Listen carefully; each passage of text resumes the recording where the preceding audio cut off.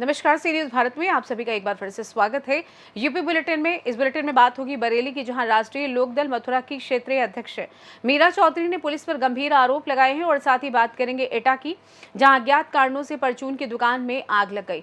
आगे बात करेंगे ललितपुर की, जहाँ दोनों हाथों से दिव्यांग व्यक्ति न्याय के लिए दर दर भटक रहा है। इन तमाम खबरों पर करेंगे विस्तार से चर्चा।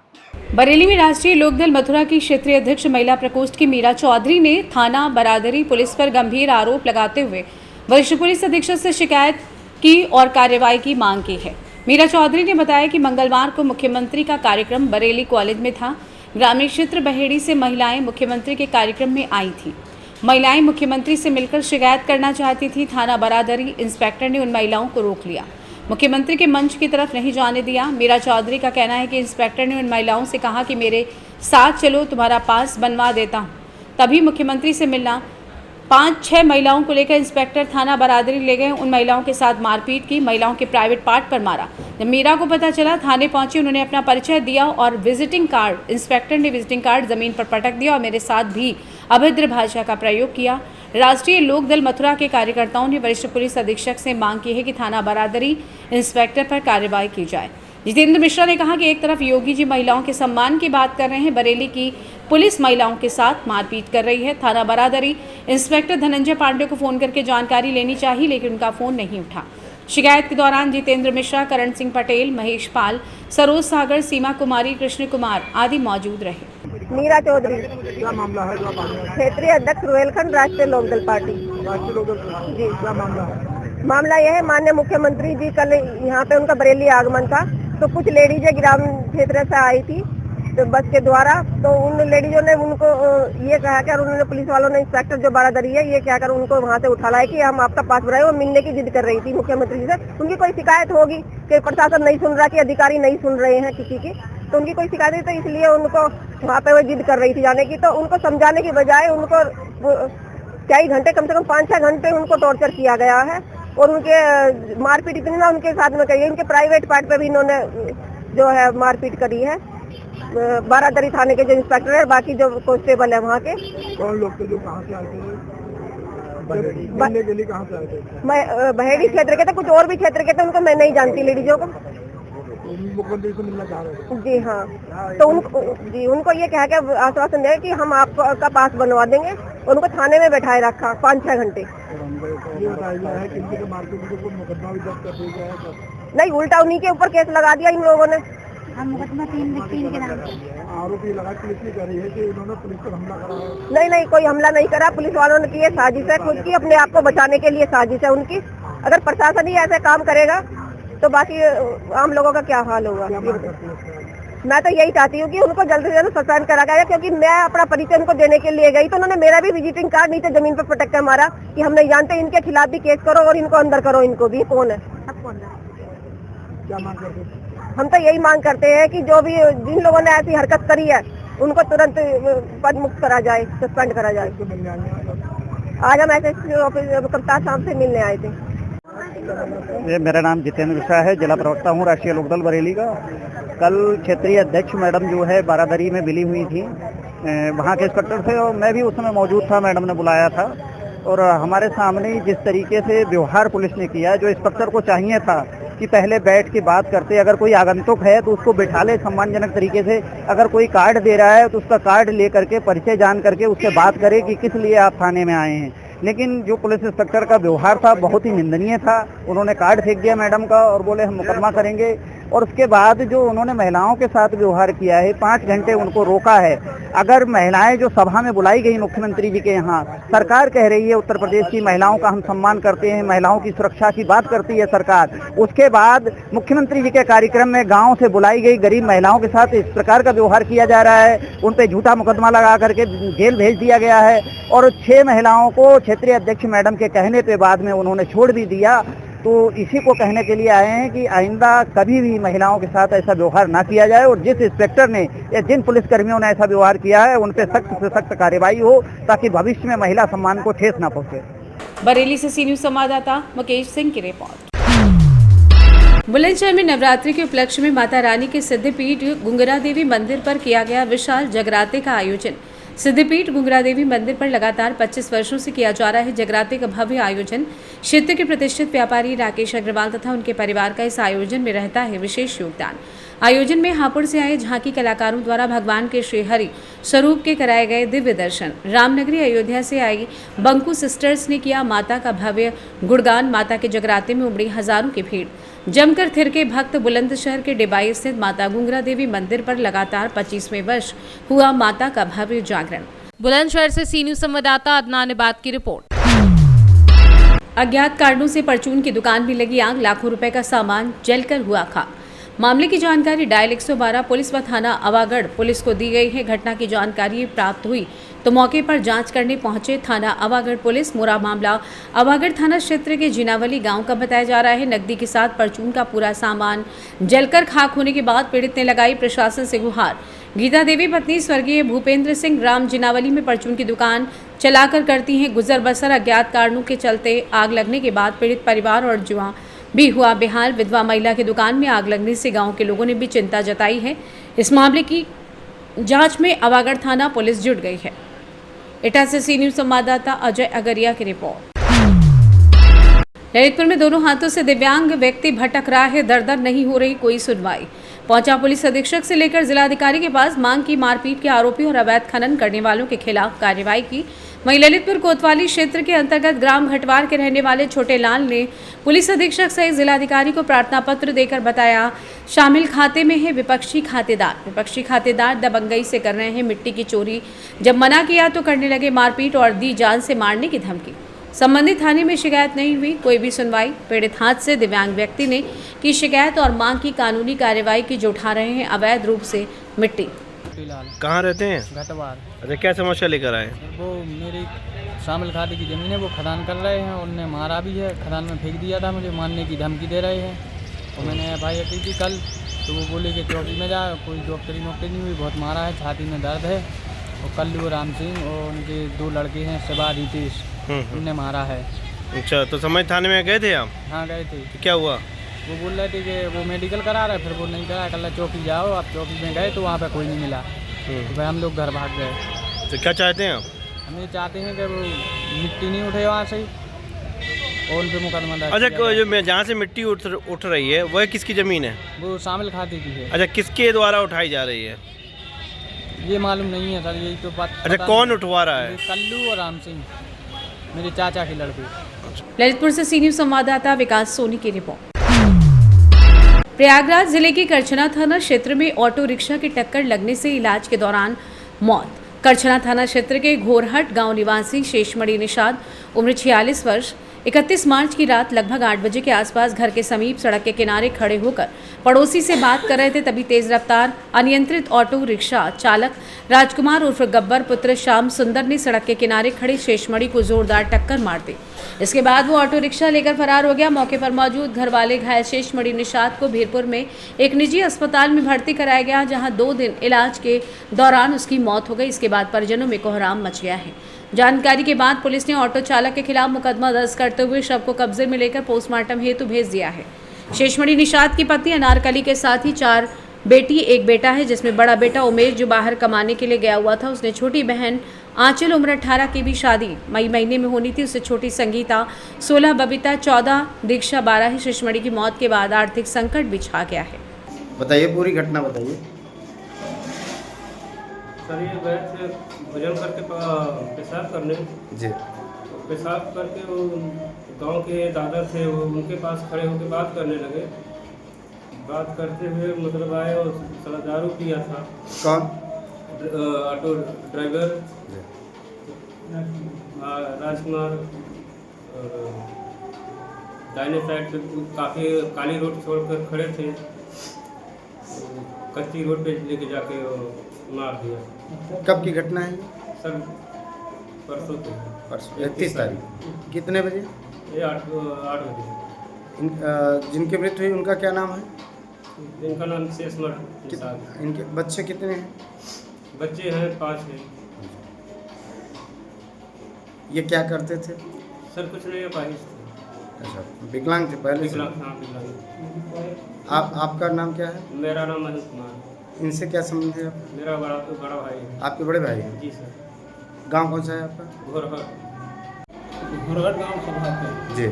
श्रेष्ठ विभाग। अच्छा, तो ये क्या कर रहे थे और क्या करने गए थे वहाँ? वहाँ जगह पेशाब करके एक आदमी से बतला हाँ और सड़क छोड़ के करीब 1 मीटर 2 मीटर का दूरी पे रहने लगी थी। जी। दूसरे के दरवाजे के बगल में घर था हाँ और घर के पास है वो चारपाई से मोबाइल से बतिया थे, खड़े रहे सामने में बतिया। हाँ। तो किस चीज़ से एक्सीडेंट हुआ इनका? CNG जो कमेटी ऑटो। गांव के ही रहने वाला है? हाँ गाँव में पड़ा क्या नाम है उनका? राजकुमार। तो अभी तक कार्रवाई कुछ हुई है? हुआ है सर, कल कमेटी एप्लीकेशन कल पड़ी थी तो पकड़ा गया है ऑटो नहीं, गया? नहीं है, प्रशासन गई थी। अच्छा, आपका क्या नाम है? हमारा राज इनके भाई हैं? प्रयागराज से सी न्यूज संवाददाता मंगला प्रसाद पटेल की रिपोर्ट। आजमगढ़ थाना जीएन पर 24 घंटे के भीतर हत्या की घटना का सफल अनावरण करते हुए एक अभियुक्त को गिरफ्तार किया गया। संबंध में अपर पुलिस अधीक्षक ग्रामीण चिराग जैन का क्या कुछ कहना था, सुनिए। हत्याकारी हुई थी, क्या था पूरा मामला, आपने खुलासा किया है? देखिए, कल हमको ये सूचना प्राप्त हुई थी कि थाना जीएनपुर के फैजुल्ला गांव में एक व्यक्ति की लाश कमरे में पड़ी हुई है। इस सूचना पर थाना जीएनपुर की पुलिस पहुंची। वरिष्ठ अधिकारियों द्वारा भी घटनास्थल का निरीक्षण किया गया। इसमें प्रथम दस्ता जो जांच की गई उसमें पाया गया कि व्यक्ति को किसी के द्वारा कुदाल से मारा गया है और जिससे इसकी हत्या हुई है। इस सूचना के पश्चात परिजनों से तहरीर प्राप्त कर मुकदमा दर्ज किया गया, जिसमें इसके दोस्त शैलेश के विरुद्ध परिवार और उसके परिवारजनों के विरुद्ध वादी ने मुकदमा दर्ज कराया। इसकी जब छानबीन की गई तो यह तथ्य प्रकाश में आया जो इसका दोस्त है, उसकी दोस्त और ये दोनों साथ में टाइल का काम करते थे। जो मृतक है उसका एक लड़की से संबंध था, एक साल से उसके साथ बातचीत करता था, प्यार मोहब्बत की उससे बात करता था। ये लड़का जो दोस्त है उसका भी उससे संपर्क हो गया लड़की से, और वो दोस्त भी मृतक की गर्लफ्रेंड लड़की से बात करने लगा, जिसका इसको बहुत रोष होने लगा और कई बार इसने समझाने का प्रयास किया लेकिन वो नहीं माना। इसने तभी से यह योजना बना ली कि मुझे इसको रास्ते हटाना पड़ेगा, तभी ये लड़की मेरे को मिलेगी। इस योजना के तहत इसने कल रात में उसको अपने घर बुलाया और घर बुलाकर ये दोनों बातचीत की और रात में जब सो गए, गहरी नींद में आ गया वो लड़का, तो रात में 1 बजे लगभग उसने कुदाल से 2 प्रहार करके इसकी हत्या कर दी और उसको वहीं छुपा के भाग गया। इसकी गिरफ्तारी कर ली गई है। इसके निशानदेही पर कुदाल भी बरामद कर लिया गया है तथा इसका मोबाइल भी बरामद किया गया है मृतक का। आगे विधिक कार्रवाई की जा रही है। जो भी आगे तथ्य प्रकाश में आएंगे उनके आधार पर अग्रिम विधिक कार्रवाई की सर, जिस प्रकार से घटना को कार्य किया गया, पुलिस ने 24 घंटे का त्वरित कार्य करते हुए कैसे पता चला, क्या जांच की पुलिस ने त्वरित कार्रवाई में क्या निकला? देखिए, चूँकि गांव में पूछताछ की गई और परिवारजनों से पूछताछ की गई तो पहले तथ्य में यही आ गया कि दोनों की दोस्ती बहुत अच्छी गहरी थी और किसी लड़की का चक्कर था। तो हम लोगों ने इसकी CDR का भी अवलोकन किया और आसपास में पूछताछ की गई तो सभी तथ्य एकदम खुल के सामने आ गए कि हाँ, इस लड़की के चक्कर में इसने ये घटना कारित की है। जब लड़के को पकड़ लिया गया, हिरासत में लिया गया, तो उसने भी कबूल किया कि मैंने ये घटना कारित की है और इस तरह से कारित की। इसमें सर प्रेमिका का कोई एंगल भी आया पुलिस की छानबीन में? नहीं, प्रेमिका की मौजूदगी नहीं थी, ना उसकी कोई इसमें योजना अभी तक प्रकाश में आई है। आगे की इसमें कार्रवाई कर रही है और भी जांचें इसमें आ रही हैं और कोई भी इन्वॉल्व होता है तो उसकी। आजमगढ़ से सी न्यूज संवाददाता CB भास्कर की रिपोर्ट। झांसी में जल जीवन मिशन के तहत कस्बा गरौठा में पाइपलाइन डालने के लिए खोदी गई पाइप में पाइपलाइन डाल दी गई थी। उसके बाद ठेकेदार द्वारा कस्बा गरौठा के मेन बाजार की सड़क फिर से खोद दी गई। तब से अभी तक लगभग 1 महीना बीत जाने के बाद सड़क को सही नहीं किया गया है। स्थानीय दुकानदारों और निवासियों ने बताया कि ठेकेदार की घोर लापरवाही के कारण सड़क को ठीक नहीं किया जा रहा है, जिससे कि आए दिन राहगीर एवं छोटे बच्चे गड्ढों में गिरकर घायल हो जाते हैं। स्थानीय निवासियों एवं दुकानदारों ने अधिकारियों से सड़क को सही कराए जाने की मांग की है। जानते हैं इस विषय में स्थानीय दुकानदार एवं निवासी का क्या कुछ कहना था। नाम है आपका? मुकेश सोनी। तो अभी आप कहाँ खड़े हैं? दुकान के सामने खड़े हैं। हालत क्या है रास्ता की, महीनों से पड़ी हुई है। 2 दिन के कह के कई एक्सीडेंट हो चुके हैं, कई मोटरसाइकिल गिर चुके हैं, कई चोटिल हो चुके हैं। उनसे बात करते हैं क्या है, बोले बस 2 दिन में वो महीने निकल चुके हैं। कितना दिन हो गया? लगभग महीने से ऊपर हो गया। बच्चे वगैरह गिरते हैं यहाँ वो डेली कोई अभी देख बच्चे का कल पैर फ्रैक्चर हो गया था, छोटे बच्चे का, साइकिल से गिर गया था। ठीक, नाम है आपका? फजल अहमद। कहाँ के निवासी हैं? गरौठा की। मेन मार्केट में आपकी दुकान है क्या? हाँ। क्या स्थिति है मेन रोड की? अरे कई हफ्तों से, कई महीनों से ये गड्ढे वो हैं, तो ये गड़ा में कई लोग गिरते उठते हैं, कई के फ्रैक्चर हो चुके हैं, सुनवाई नहीं हो रही, कई बार कह चुके। तो सड़क कैसे खोद दी गई है? ये पाइपलाइन डली थी तो JBC आई, वो पहले सही थी, पूरा हो गया था। इसके बाद इसमें गड्ढे अड्डे करा, वो खुदाई हुई, खुदाई के बाद गड्ढा करके वो चले गए ठेकेदार। तो प्रशासन से आपने कहा नहीं इस बात? कहा प्रशासन से, जय से कहा, जय बोलते झूठा आश्वासन देते कि करवाते हम, लेकिन अभी तक करवाई नहीं। गरौठा से सीनियर संवाददाता आशुतोष गोस्वामी की रिपोर्ट। कन्नौज जनपद के छिबरामऊ तहसील परिसर में बार एसोसिएशन द्वारा चल रहे आंदोलन के 6वें दिन अपना समर्थन देने पहुंचे पूर्व चेयरमैन व व्यापार मंडल के अध्यक्ष राजीव दुबे ने कहा कि अधिवक्ता वो कड़ी है जो कि सामान्य व्यक्ति के हित के लिए अंतिम सांस तक लड़ता है, जबकि सभी नाते रिश्तेदार पति पत्नी साथ छोड़ देते हैं। उपजिलाधिकारी द्वारा अधिवक्ताओं को सुनवाई का मौका दिए बिना मनमाने तरीके से अपने अधिकारों का दुरुपयोग करते हुए जो प्रथम सूचना रिपोर्ट दर्ज की है वो न्याय व साम्य के सिद्धांतों के अनुरूप नहीं है। इसका निराकरण किया जाना अत्यंत आवश्यक है। उच्च अधिकारियों द्वारा इस संबंध में कमेटी बैठाकर जांच कराकर समुचित हल निकाला जाना न्याय हित में अत्यंत आवश्यक है। वादिकारियों के हितों में उक्त समस्या का निराकरण किया जाना आवश्यक है। माननीय उच्चतम न्यायालय व उच्च न्यायालय द्वारा अपने कई महत्वपूर्ण निर्णयों में अनुसूचित जाति जनजाति अत्याचार निवारण अधिनियम में दिए गए प्रावधानों की दुरुपयोग पर चिंता व्यक्त की है। ऐसी स्थिति में उक्त संबंध में शासन व प्रशासन द्वारा अधिवक्ताओं की कमेटी के मध्य वार्ता संपन्न कराकर निर्णायक हल निकालने का प्रयास किया जाना चाहिए था, जो कि नहीं किया। छिबरामऊ किसान यूनियन भानुगुट के राष्ट्रीय संगठन मंत्री अमन यादव ने बार एसोसिएशन को अपने संगठन के कई पदाधिकारी के साथ तहसील में पहुंचकर धरना स्थल पर समर्थन पत्र सौंपा। वहीं भारतीय किसान यूनियन ओनू के जिला अध्यक्ष ठाकुर संजीव सिंह ने भी अपने कई पदाधिकारी के साथ पहुंचकर अपने समर्थन के साथ धरना स्थल पर पहुंचकर बार एसोसिएशन छिबरामऊ द्वारा चलाए जा रहे आंदोलन में अपना समर्थन दिया। कन्नौज से सीनियर संवाददाता महेश गौड़ की रिपोर्ट। उत्तर प्रदेश के कन्नौज जिले में इन दिनों पुलिस लगातार चोरी की घटनाओं के खुलासे करने में जुटी हुई है। इसी क्रम में बैंक में रेकी करके चोरी की घटना को अंजाम देने वाले गिरोह का पुलिस ने पर्दाफाश किया है। इस गिरोह के शातिर बदमाश बैंक से पैसे निकालने वाले भोले भाले व्यक्तियों से लूट चोरी छिनैती की घटना कारित करते थे। पुलिस ने अंतर्राज्यीय इस गिरोह के सरगना के साथ उसके एक साथी को गिरफ्तार कर लिया है। पुलिस ने इस 6 लाख की घटना में चोरी में से 1,05,000 रुपए एवं चोरी के पैसों से खरीदी गई मोटरसाइकिल बरामद की है। जानते हैं इस विषय में विनोद कुमार SP कन्नौज का क्या कुछ कहना था। देखिए, ये 10 मार्च को अभी एक राम आश्रय कोटेदार है, ये बैंक ऑफ बड़ौदा से 6 लाख रुपए निकाल करके और बोर्डिंग ग्राउंड के सामने एक पेट्रोल पंप है जहां पर अपनी बाइक में झोला में पैसा टांग करके और एक पिकिया लेकर के पेट्रोल भराने लगे थे। तो इसमें चोरी की घटना हो गई थी और उनका बैग चोरी हो गया था जिसमें 6 लाख रुपए थे, तो अभियोग पंजीकृत किया गया था।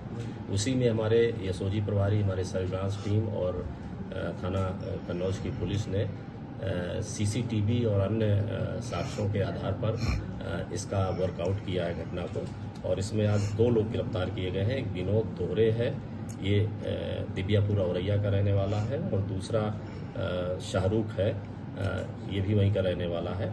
इनके कब्जे से 1,05,000 रुपये और एक मोटरसाइकिल बरामद हुई है जो इन्होंने इस घटना के बाद कैश पेमेंट दे करके उसको खरीदी थी, और साथ ही एक कट्टा तमंचा भी इसमें बरामद हुआ है।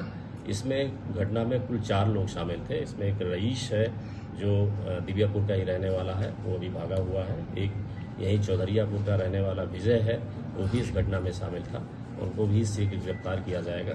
ये बहुत सातिर गैंग है। इसमें जो मुख्य अपराधी है ये विनोद दोहरे है, और दूसरा जो रईस है, इनका दर्जनों आपराधिक इतिहास है और ये कई जनपदों में इनके विरुद्ध मुकदमे पंजीकृत हैं। इसमें कन्नौज के अलावा इसमें कानपुर देहात में भी मुकदमे हैं, औरैया में मुकदमे हैं, और अभी हाल में इन्होंने कटनी में मध्य प्रदेश में घटना की थी, वहाँ पर भी CCTV फुटेज इनके आए थे और वहाँ पर भी इनके विरुद्ध मुकदमा पंजीकृत है।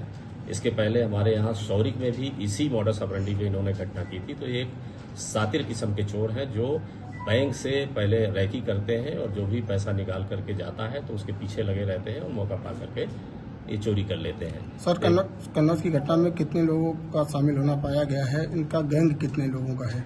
देखिए, इसमें पूरी घटना में 4 लोग शामिल थे, जिसमें 2 लोगों की गिरफ्तारी की गई है और 2 लोग अभी वांछित हैं। और शेष भी जो पैसा बताया गया है, जो उसको भी उनको गिरफ्तार करके रिकवरी का प्रयास किया जाएगा और इनके विरुद्ध गैंगस्टर एक्ट की भी कार्रवाई की जाएगी। कन्नौज से सी न्यूज संवाददाता महेश गौंड की रिपोर्ट। बलाई बुजुर्ग के पास डेरापुर रोड प्लांट लगा हुआ है, जिसे कीचड़ नाली में बहा रहे हैं। नाली पर बड़ा कीचड़ पानी पीने आया राष्ट्रीय पक्षी मोर कीचड़ में फंस गया। बड़ी मशक्कत के बाद उसे बाहर निकाला गया। आसपास के गांववासी परेशान हैं।